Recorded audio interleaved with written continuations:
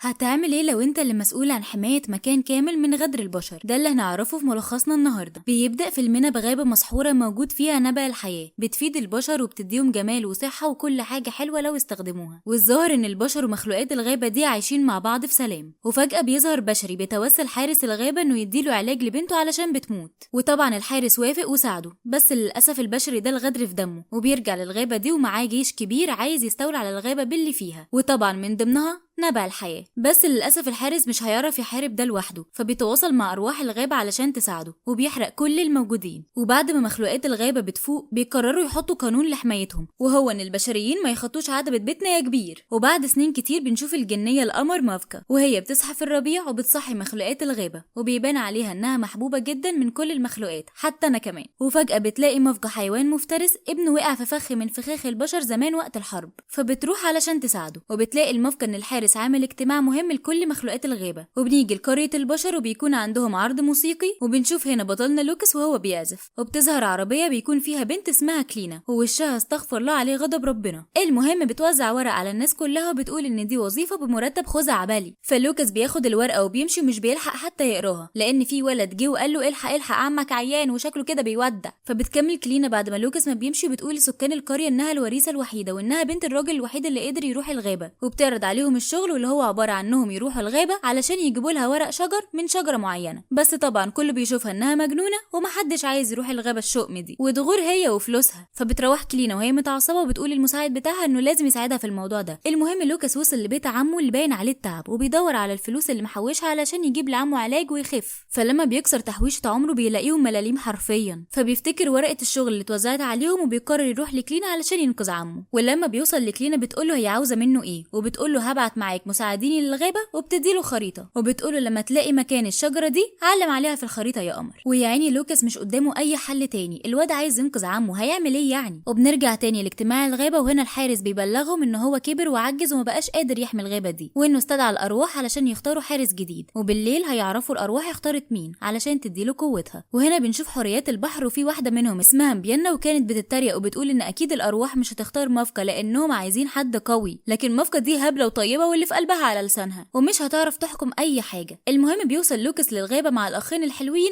علي وحسين، فواحد منهم عايز يصطاد من قطيع الجاموس وهما بياكلوا، بس بيمنعوا لوكاس، فالرصاصة بتيجي في الهواء والقطيع كله بيترعب. فبتسمع مافكا الصوت وبتحس بخوف القطيع، بس بتقدر مافكا انها تتحكم في رئيس القطيع وبتخليهم كلهم يبعدوا عن المنحدر وبتنقذهم. وبتعرف منهم ان في بشر في الغابة، فبتقرر ان هي تروح بنفسها علشان تطردهم. ولما بتوصل بتلاقي لوكاس قاعد بيعزف، وايوه حلوة قوي البصة دي. فلما بيبص وراه بيلاقيها هي والكائن الغريب اللي معاها، فالواد يا عيني بيقطع الخلف، فبيجري وبيتخبط وبيغمى عليه. وبيظهر كائن تاني من مخلوقات الغابة وبيقول لها انه هيقبض على البشري وانه هينده باقي الجنيات علشان تنقذ الموقف. وفجأة بيلاقي الموقف جنبه، فبتهديه مافكا وبتقوله ان هو شكله لطيف، فبياخدوه معاهم علشان يفهموا منه سبب دخوله عندهم. ولما بيفوق بيقول لهم انه انقذ الجاموس وكل اللي هو عايزه انه بس يلاقي شجرة معينة وياخد الفلوس وينقذ بيها عمه. واول ما بيشوف شكل مافكا بيتنح وبيقول سبحان الخلاق ايه القمر ده. فالقمر قالت له لو على كده انا ممكن اديك الحاجة اللي هتنقذ عمك من غير ما ياخد الشجرة. فبيتعرفوا على بعض، بس هاش صاحب مافكا بيبقى مش طايقه، بس مافكا بتقول له عيب كده، فين اكرام الضيف، وانها لازم تحمي اي كائن في الغابة، ولوكاس دلوقتي في الغابة فالحدق يفهم بقى. فبتاخد مافكا لوكاس في جولة في الغابة وبيكون مبهور بيها جدا وبكل الطبيعة اللي فيها. وفجأة حارس الغابة بيطب عليهم، فبيستخبى لوكاس وبيلبسه هاش صاحب مافكا شجر كتير، وبيقول ان هو قريبه من بعيد، ابن عم بنت خالة صاحب امي كده. فبيرحب بيه الحارس جدا وبيقول لهم يلا الحفلة قربت تبدأ. ونرجع لمساعدين كلينا اللي سرحوا مع الغابة، وهناك بتهاجمهم حوريات البحر وبيسحروهم، فبيترعبوا وبيقولوا ان الجري الجدعانة كلها. ولما بيوصلوا لكلينا بتبهدلهم وبتقول لهم انهم فشلة، فبيشاور واحد منهم على وش كلينا، فبتروح اوضتها وبتلاقي ان وشها بدأ يظهر عليه تجاعيد، فبتحط اخر نقطة من الازازة اللي معاها علشان ترجع شباب تاني. ومن هنا نفهم انها عايزة ورق شجرة نبع الحياة علشان تفضل شباب على طول. المهم بتبدأ الحفلة في الغابة وبنشوف كل الكائنات وهما متجمعين، وبينده الحارس على ارواح الغابة، فبيختاروا مافكا انها تكون الحارسة الجديدة. وبتظهر الحيزبونة انتيانا وهي بتقول ده ظلم، مافكا ما ينفعش تبقى حارسة، دي كريسبي من بره وهشة من جوه، ازاي بس ده يحصل. فبيدافع عنها لوكاس، فبتقرب منه كده وبتقوله ريحتك كده زي البشر، بس هاش بينقذ الموقف تاني وبيقول لها ان هو داس على بشر كتير قوي وهو جاي. فبتشيل الهدوم اللي لوكاس لابسها وكله بيعرف انه بشري، فمافكا بتعمل نفسها قال يعني متفاجئة، فبتخليه يختفي ويبعد بعيد، وبيفضل يجري من الكائنات اللي بتطارده لحد ما بتقرر مافكا انها تساعده، وبتخليه يركب على حيوانها وبتديه مافكا ورقة شجر علشان عمه يخف. وبعد ما بيمشي بتكتشف مافكا انه نسي الناي بتاعه وبتبقى عايزه ترجعه له تاني، بس بتلاقيه مكسور فبتصلحه وبترجعه احلى من الاول. وبالمناسبه ما تنسوش تعملوا لايك وسبسكرايب وتفعلوا الجرس عشان يوصلكوا كل جديد.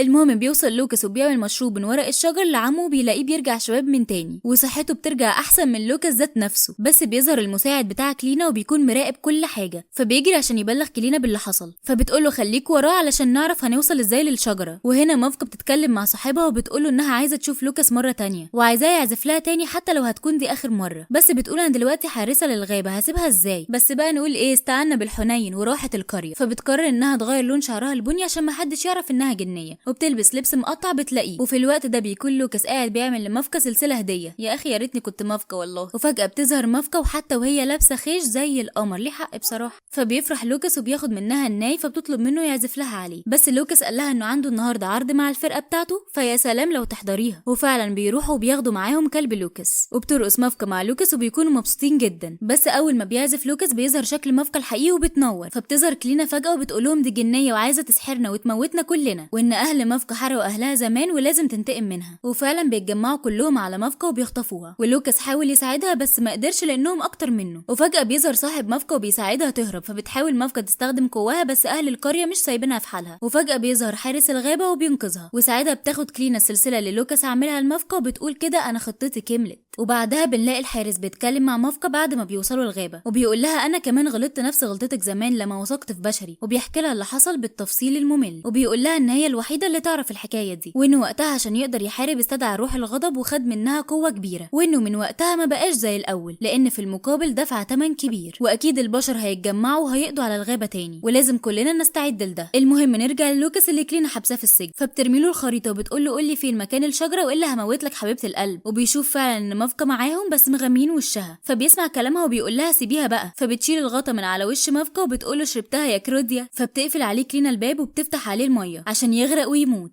وبتروح تجمع كل البشر اللي في القريه وبتقول لهم انهم كمان خطفوا لوكاس، فبيروح عم لوكاس معاهم، وفعلا بيتجمعوا كلهم وبيكون معاهم آلة عملاقه علشان تدمر الغابه، وبيوصلوا الغابه وبيفضلوا يقطعوا في الاشجار، ولما مافكا بتشوف ده بتستخدم قوتها السحريه علشان توقفهم، وفعلا نجحت في انها تعطل الآلة، لكن كلينا بتنزل لها وبتقول لها انت اتخدعتي من لوكاس وقدر يمثل عليكي انه بيحبك، وان هي اللي طلبت منه يدخل الغابه علشان يعرف مكان الشجره ونجح في ده، وقال عليك انك سهله قوي تتخدعي بسذاجتك دي. وطبعا ده خلى مافكا اضعف من الاول وما قدرتش عليهم، وبتلاقي ان البشر سيطروا على الغابه كلها وهيهزموهم، فقررت مافكا انها تستدعي الارواح علشان تاخد قوه الغضب وتنقذ الغابه. والحارس بيفضل ينده عليها وبيقولها لا كده انت هتضيعي نفسك، بس هي مش بتسمع له، وبتظهر روح الغضب وبتقول لها انها هتديها قوه خارقه بس هتدفعي الثمن يا حلوه، والثمن انك هتضيعي في عالم اللاشيء، فمش بيهمها وبتوافق. فبتحول شكلها وبتتغير وبتبقى عبارة عن إعصار من النار وبتدمر كل اللي في الغابة من بشر وكائنات الغابة. المهم نرجع للوكاس اللي عمال ينده على أي حد علشان ينقذه من الغرق، لحد ما بيوصله كلبه وبيقوله دور على حد يساعدني، فبيجري الكلب للغابة وبيلاقي صاحب مافكا، فبيرجع معاه عشان ينقذوه، ولما بيوصلوا بيجيبوا حبل وبيفكوا بيه الباب وبينقذوه فعلا. اول ما بيفوق لوكاس بيقرر انه يروح يساعد مافكا، ولما بيخرج بيلاقيها مولعه الدنيا بجد مش ها وكده، فبيجري عليها وبينده لها وبيقول لها انه جه ساعدها وانها توقف ده، بس لا حياة لمن تنادي، فبيقرر يعزف على الناي لان اكيد ده هيوصل لها، وبيتجمعوا كل اهل القريه مع كائنات الغابه وبيساعدوه، وفعلا مافكا بتهدى والحريق بيقف، بس للاسف قدام ده لازم مافكا تدفع الثمن زي ما اتفقت مع روح الغضب. وبنعرف ان عالم اللاشيء ده مفيهوش اي مشاعر ولا احساس، لكن قررت انها ترفض ده وقالت اللي جوايا اكبر من انه احساس يموت، وقررت انها تعيش مع كل اللي بيحبها، وبسبب لوكاس وحبه ليها بتقدر انها تخرج من عالم اللاشيء وبترجع عالمهم من تاني. وفي الاخر بنلاقي ست كلينا هانم بتوصل لنبع الحياة وبتغرق في نعيمها، بس الطمع وحش، ومن كتر ما استخدمت كمية كبيرة بترجع طفلة صغيرة كأنها لسه مولودة. المهم اهل الغابة والقرية بيتفقوا انهم ما يحاربوش بعض تاني وكلهم يعيشوا في سلام وينسوا اي مشاكل قديمة، وبيخلص الفيلم بنهاية لطيفة كلها حب وسلام وامان. وبكده يكون خلص ملخصنا النهاردة. ما تنسوش تعملوا لايك وسبسكرايب وتفعلوا الجرس عشان يوصل لكم كل جديد.